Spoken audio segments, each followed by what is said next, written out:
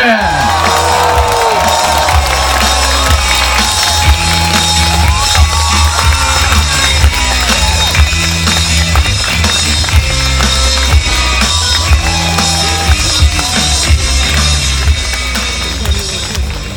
Привет!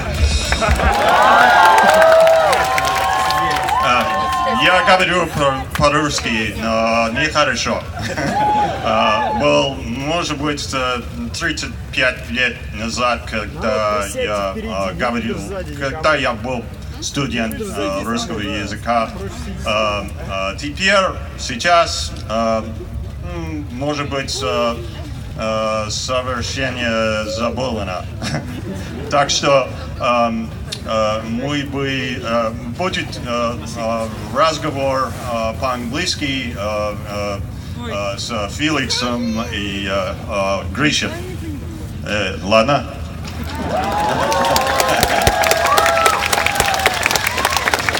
Спасибо. Привет.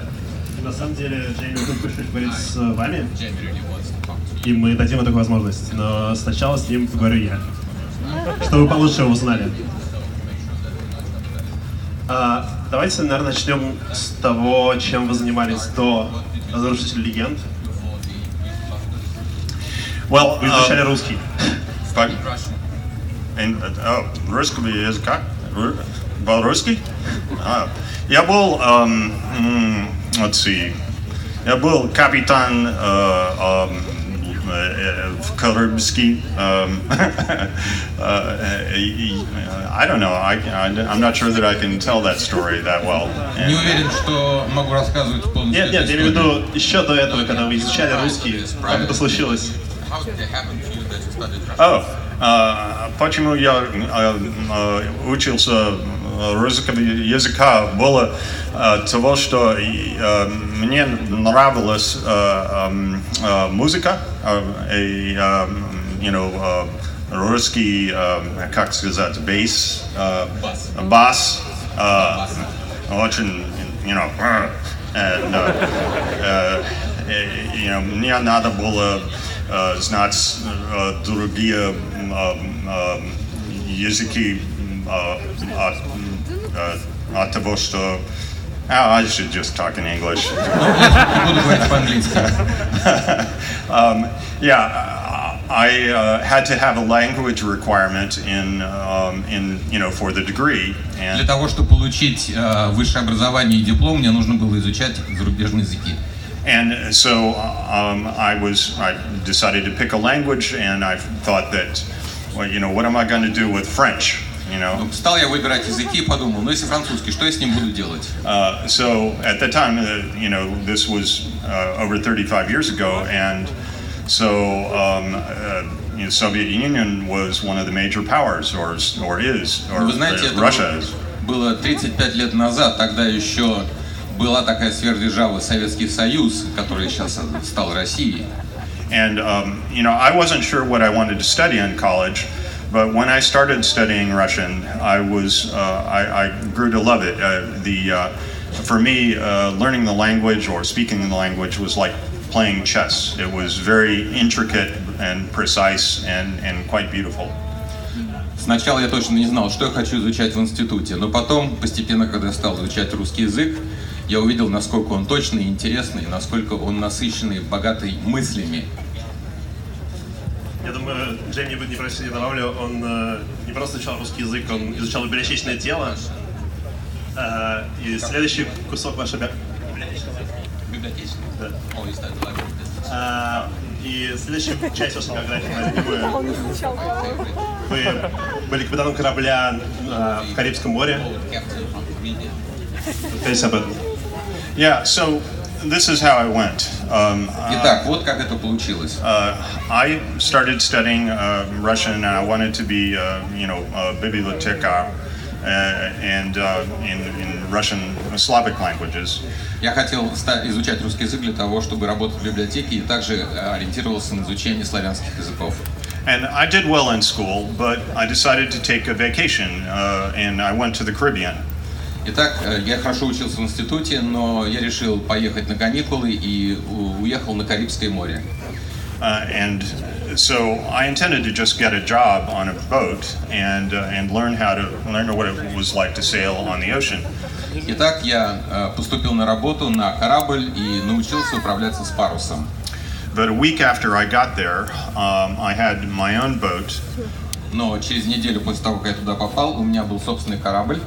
And 6 months after that, I had my captain's license and a dive master's rating. И через 6 месяцев я получил водительские права капитана корабля. And I worked there as a captain for 4 years. И я работал в качестве капитана уже 4 года. And eventually I became tired of dealing with tourists. И в конце концов я устал иметь дело с туристами. But the important thing about what happened there was that I came to understand that it was actually possible to earn a living doing something that was really fun. Но самое главное, что я узнал, что можно зарабатывать на жизнь, занимаясь чем-то очень интересным. And so when I finally decided to come back up to the United States, И в конце концов, когда я решил снова вернуться в Соединенные Штаты, I tried to think very carefully about what exactly it was that was fun for me. и я должен был точно определить для себя, что же для меня было интересно. And the simple fact is that I don't think that many people actually do that. You tend to choose a job that maybe you just evolved into it. You had a job through a relative and you decided to make a living that way. Часто получается так, что перед людьми стоит выбор, и они, выбирая себе профессию, выбирают профессию, может быть, потому что у них есть какой-то родственник, который помог им поступить на эту работу. But by that time, I had come to understand that I could do about anything that I wanted to, as long as I was methodical and diligent about it. Но я пришел к выводу, что уже не важно, на какую работу ты приходишь, нужно быть методическим и очень добросовестным работником. And so I studied myself. Так что я учился сам по себе. And I made careful notes about what I could do well, what I wanted to do. Итак, я для себя вел записи и записывал то, что у меня хорошо получается и что я хотел бы делать. I made lists and priorities. Я составил список и подвел черту под основными, то, что называется, приоритетами. And so I decided to get into special effects in movies. Так что я решил заниматься специальными эффектами в кинопроизводстве. Because it was very creative. Потому что работа была очень творческая. It involved a wide range of materials and processes. Она привлекает огромное количество различных материалов и процессов. It was very hands-on. Это была очень практическая работа. And more than that, it actually reached a lot of people. И на самом деле это помогало познакомиться и общаться с большим количеством людей. There are a lot of creative things that you can choose as a way of making a living. Чтобы зарабатывать на жизнь, есть много творческих профессий. But with something like a sculpture or a painting, it doesn't reach as many people as film does. Дело в том, что скульптура или живопись, она не достигает такого большого количества людей, такой большой аудитории по сравнению с кино. And so I went about methodically getting my way into working in special effects shops in the United States. Таким образом, постепенно я стал приходить на работу и добился того, что стал работать в специальных эффектах в кинопроизводстве. And at this point, I think when I stopped working in making commercials and movies. И когда я уже занимался тем, что участвовал в киносъемках коммерческие рекламы или художественных фильмов. I had done something like 800 commercials and a couple dozen feature films. И при моем участии уже было снято 800 рекламных роликов и 2 дюжины художественных фильмов. And at that point, I guess things started to change because special effects became much more movie or more computer oriented. Но со временем происходил такой процесс, когда специальные эффекты переместились в области компьютерной графики. And so at one point, a producer, an Australian producer, came to me with this idea to do a show about urban legends. И в этот момент ко мне обратился один австралийский продюсер, который предложил сделать телевизионное шоу, посвященное городским легендам.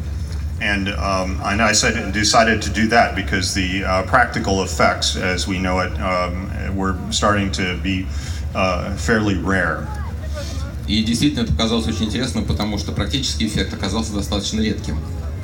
And so I decided to give it a try. I would also note that that this producer knew me from the days when I was competing in Robot Wars. Robot Wars. Этот продюсер знал меня, потому что я участвовал в съемках фильма «Войны роботов». Окей, я переведу. На самом деле роботы сражались. Настоящие роботы. Он делал роботов, которые убивают друг друга. А можете рассказать об этом немного поподробнее, потому что я знаю, что вы сделали робота Бленда, из-за которого вам запретили участвовать в этих сражениях роботов, потому что он был слишком сильный. Yeah, I made this robot, and I warned the people that ran the event that there would be a problem. И я сделал этого большого робота и предупреждал людей, что могут быть негативные последствия. Because of all the shrapnel. Потому что из-за всей этой шрапнели. And they said, that's not my problem. Они сказали, что это не моя проблема. It was the problem of the event. Что это было проблема события. And so I would drive out the robot, and the opponent would drive out. The opponent would explode. Так что ехал один робот, ехал другой робот, и произошел взрыв одного робота. And then they would ask me to leave. И меня попросили уйти. Yeah.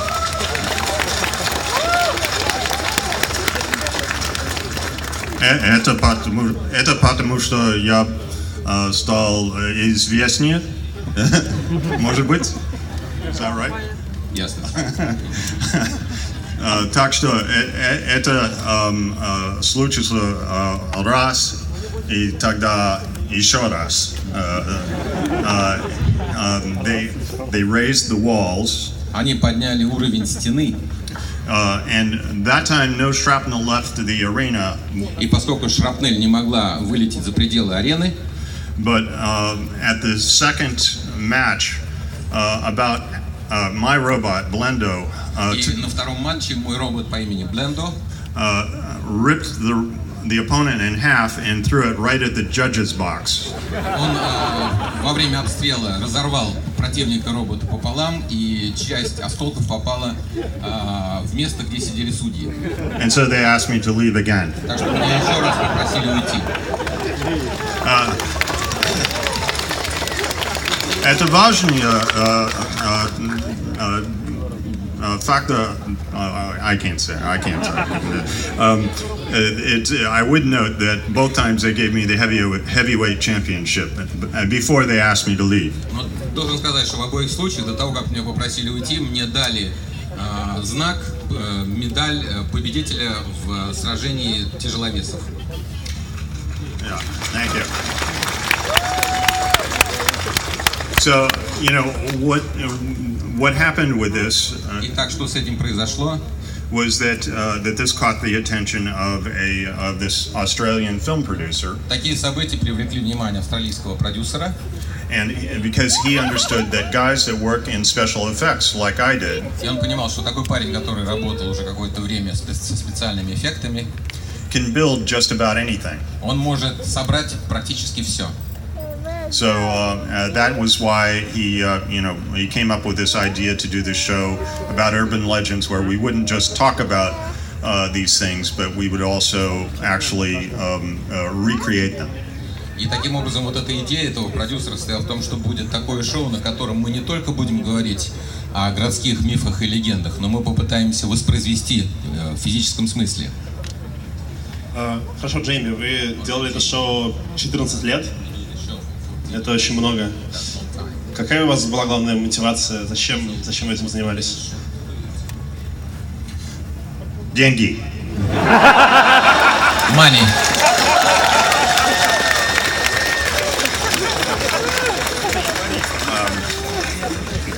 Yeah, you know, I had a small business. Ну, знаете, у меня было маленькое коммерческое предприятие. I had to pay the rent, I had to pay for employees. Мне нужно было оплачивать аренду помещения, нужно было платить зарплаты сотрудникам. And so, just as a matter of principle, Так что дело принципа. It's necessary to diversify to be able to pay the bills. Необходимо диверсифицировать свой бизнес для того, чтобы иметь возможность оплачивать счета. And I thought that the very last thing that would ever happen, you know, was that this would be successful. But just out of principle, I decided to try it. На самом деле я не рассчитывал на то, что будет большой успех, но просто исходя из принципа, принципиальной позиции, я решил, что нужно попробовать. There's a very important thing that that somebody once told me, and that is that you will not succeed at 100% of the things that you don't try. И однажды один умный человек сказал мне: ты не достигнешь стопроцентного успеха, если ты не будешь пытаться.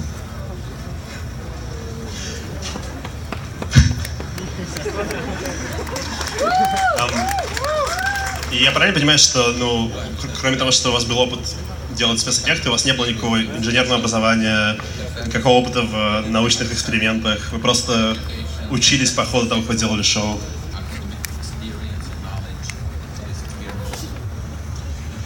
No, I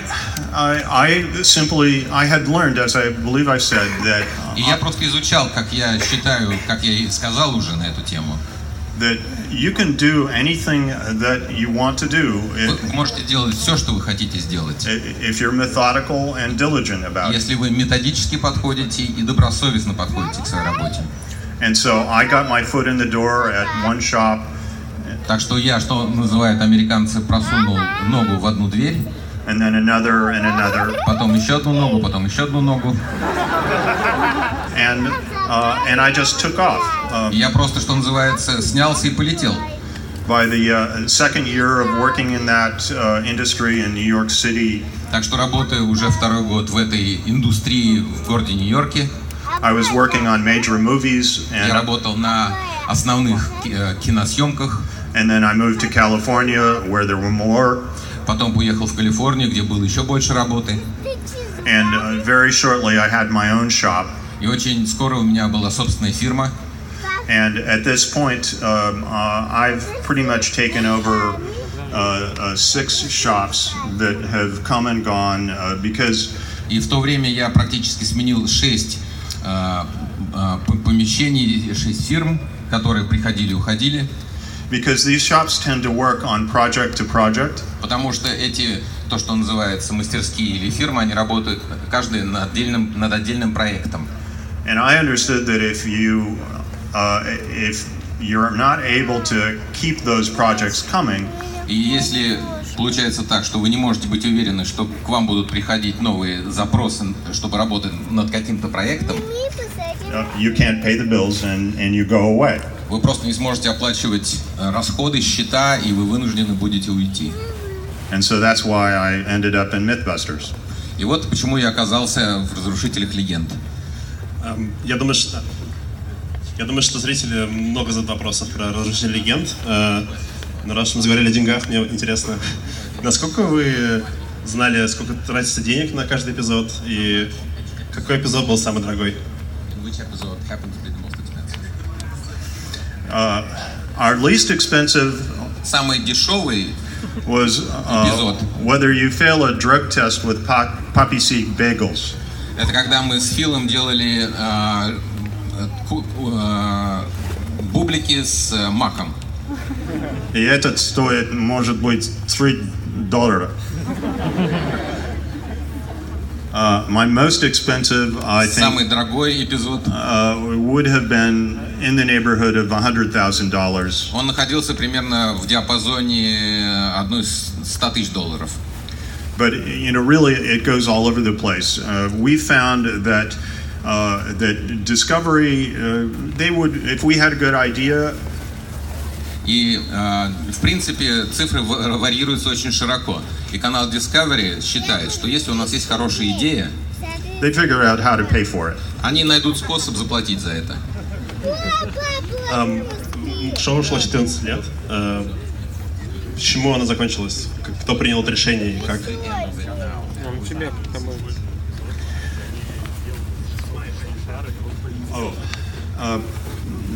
Почему конец? Это потому что let's see. Shit. Посмотрим, Господи. There's a lot of people out here, you know. I mean, give me a break. Слишком много людей здесь. Но не приставайте ко мне слишком сильно. It's hard enough for me to talk in English in front of this many people, much less in Russian. Намного сложнее мне говорить по-английски перед таким количеством людей, которые говорят по-русски. So, anyway. Но так или иначе. 14 years, you know, we did 250 episodes. Итак, за 14 лет мы сделали 250 эпизодов. I think you can watch Mythbusters 24/7 for about 2 weeks or something. Я думаю, что если сложить вместе, то вы можете все 7 дней в неделю, круглые сутки смотреть 2 недели. Why you would want to do that, I don't know. Не знаю, зачем вы это стали делать. And the way that we felt about it was that it was best to leave while we were still going strong. Для нас, в принципе, мысль была такая: может быть, нам стоит уйти, когда мы в самой силе. Unfortunately, media companies will tend to just push things until they, you know, squeeze every last drop out of it, and we didn't want to end that way. Нам не хотелось, чтобы получилось, как обычно получается с медийными компаниями, которые толкают успешный проект до тех пор, пока последнюю каплю из него не выжмут. And furthermore, when you think about it, и дальше, если вы об этом подумаете, this was a very successful show. Это шоу было очень успешным. To do with science and engineering. Оно имело отношение к науке и к инженерии. It's all over the world. И она по всему миру. How does that happen? Как это произошло? You know, in our country, and I know if I went to Discovery now with a show like this, it would never get made. Я знаю, что, например, сегодня, если пришел бы на канал Discovery с таким предложением организовать такое шоу, не получилось бы. То есть вам просто повезло. So you were just lucky. Yeah. Да. А что вы собираетесь делать теперь, после того, как шоу закончилось? Now I've converted my facility into research and development. Теперь я преобразую помещение, в котором я работал, и там будет проводиться научно-исследовательские разработки. And basically, I didn't get filthy rich out of this. На самом деле я не стал, как американцы называют, грязно богатой. But I have freedom of choice now. Так что у меня сейчас есть свобода выбора. Я могу работать на того, что я хочу.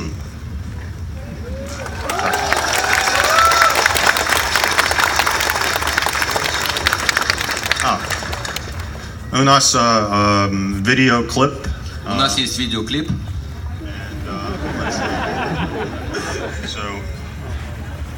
Его кто-нибудь увидит, интересно. Where is that being shown? No, it's downstairs. It's down. Down on the ground. Yeah, I understand, but where is the big picture? Что это? It's on the side. Oh, okay. Okay, so this device. Итак, данное устройство is probably the most complicated vehicle that you will ever see. Наверное, будет самый сложный автотранспортное средство из тех, которые вы можете себе представить.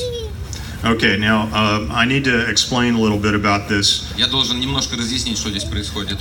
Can we stop the clip for a little bit? Можно остановить клип на секунду? Excellent. Превосходно.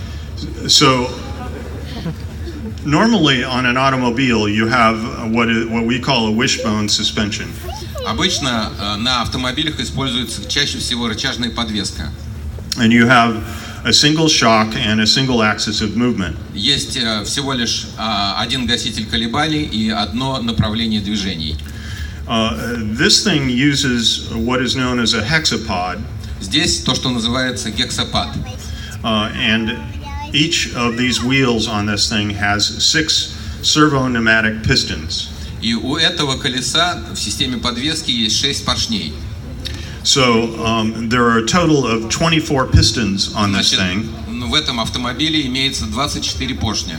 And each wheel is controlled exactly the same way that the control system on a flight simulator is done. И каждое колесо управляется системой, подобной, которая установлена на специальных обучающих симуляторов для пилотов самолетов. So each of these wheels has 6 degrees of freedom. So Так что у этого колеса есть 6 степеней свободы.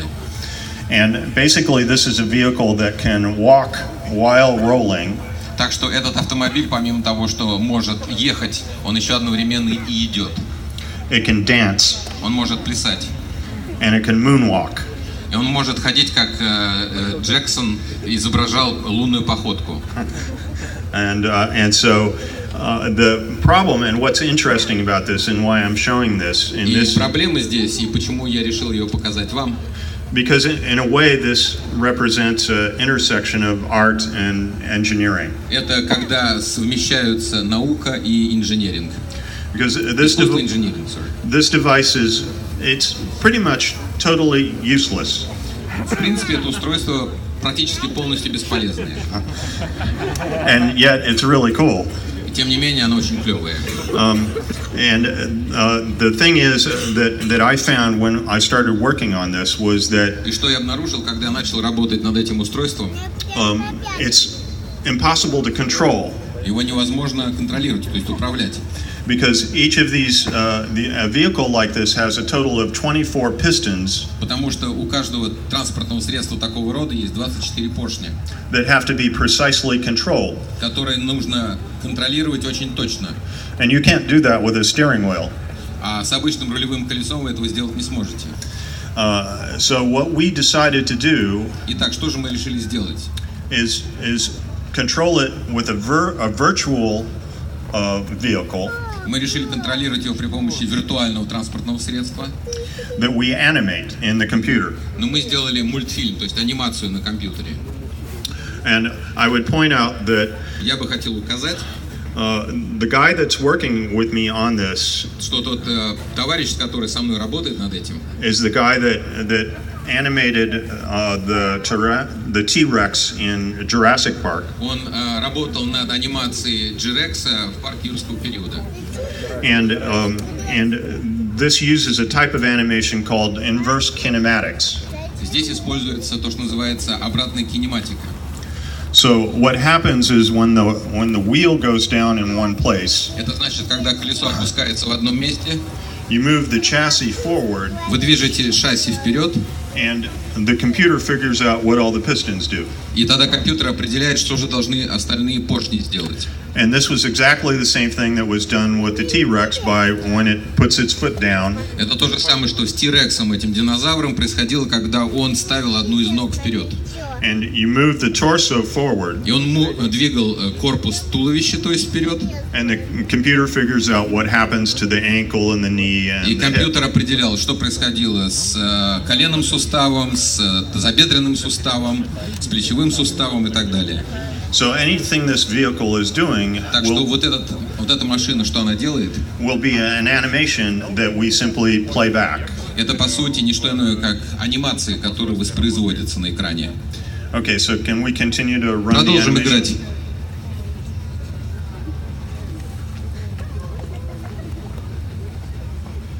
We just wait. Сейчас подождем.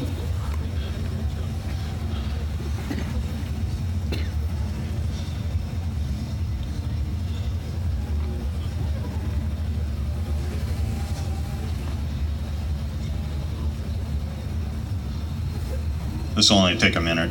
Это потребует всего лишь минуту.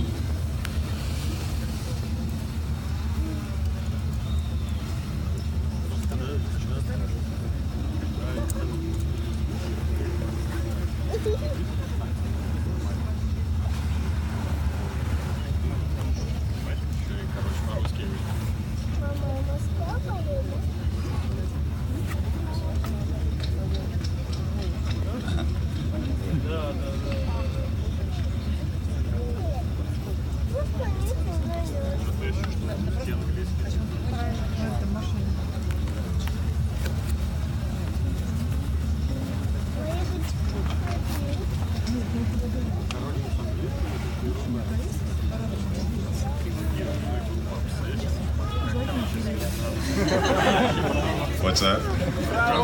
Bravo. Okay, thank you. Спасибо. I know that. Я это знал. Okay, so you can see how it could walk. Итак, вы можете видеть, как это транспортное средство ходит. So I don't know that this thing will actually ever work. Не знаю, будет ли когда-нибудь реально работать это транспортное средство.